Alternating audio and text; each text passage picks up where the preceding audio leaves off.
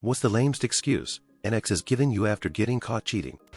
I went on a trip, and when I got home all of the pictures featuring me were under the bed. He told me that the wind was blowing them around, but apparently it was only the pictures I was in, and not the posters or art inches away from them. Keep in mind, he was staying in my apartment, and they were under my bed. When I caught her, I actually laughed. She tried to hide under the covers. I just told the guy, I hope you can afford her. She said she cheated because he was constantly complimenting her on her looks and paying attention to her. I was working 60-hour weeks to pay for a lifestyle we couldn't afford. When I was 18, 16 to 17, I decided if I was ever cheated on, I would buy lunch for whoever they cheated with. They just saved me a shit ton of potentially wasted time and money. I started hanging out with my ex again last month and just stopped again. She costs about $500 a month. New girl only costs gas to go to the beach.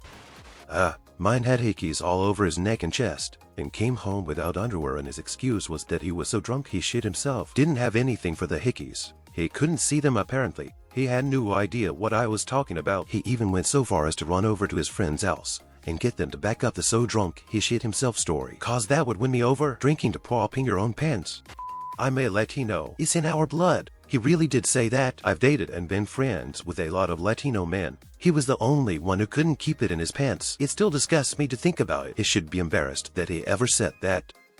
He's my half-brother. Saddest thing is she wasn't lying, and she was cheating on me with her half-brother, who was 8 years older than her. Funniest thing is that she told me she chooses him and she was sorry, as if I'd take her back if she chose me. I joke about this story now, but back then it really tore into me.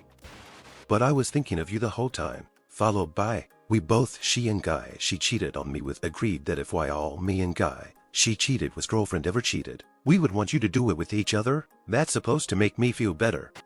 After cheating on me with her ex for 6 months, I'm sorry. I just felt a bit lonely at the time, and I thought it would be nice to spend time with him again. Oh, and by the way, I only ever proposed to make it up to you somehow. Yes, she's kind of a bitch, and it's not like I didn't try to be there for her. She didn't even let me. Good riddance. That relationship was hella toxic anyways.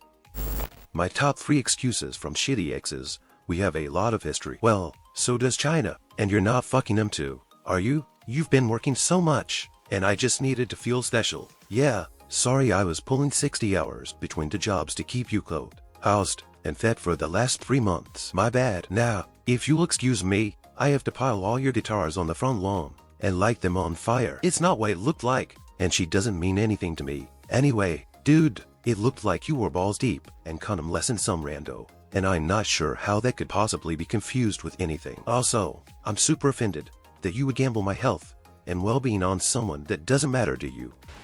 One of my best friend's boyfriends told her that he was sleeping with another girl so he could find out how to please a woman better. When she asked him why couldn't he just ask her, he said he didn't want to make her feel self-conscious by asking her. I had a guy tell me if I let him sleep with me it would actually help his relationship because I'd be able to last longer when I fuck her if you get me out first. Shockingly, I did not take him up on that offer. Everything kind of came to light at once. A lot of the girls were friends of mine, hit me with a million excuses, but the best one was I was trying to show you they weren't good people. They weren't your true friends, or they wouldn't have let me sleep with them. He was so dead-ass serious when he said it too. So not down to feel guilty, he had to turn it into some kind of favor.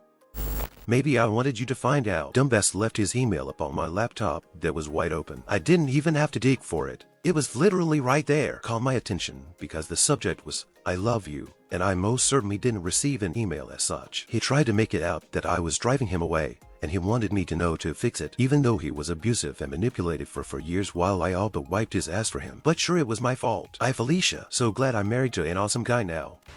I was at a party with my ex when he disappeared for a while, and I spent almost an hour looking for him before I gave up and went to bed. The next day, we had an argument over something trivial, and he told me that he fucked some other girl, then backtracked when I immediately broke up with him and said she raped him when he was too drunk to move. He was crying and everything. I stupidly believed him and confronted her next time I saw her. Turns out it was the other way around, and he fucked her while she was blackout drunk. She didn't use the word rape, so I don't want to define it as that. Dude was a fucking creep. He also tried to set fire to his 2 little brothers, but that's a whole other story.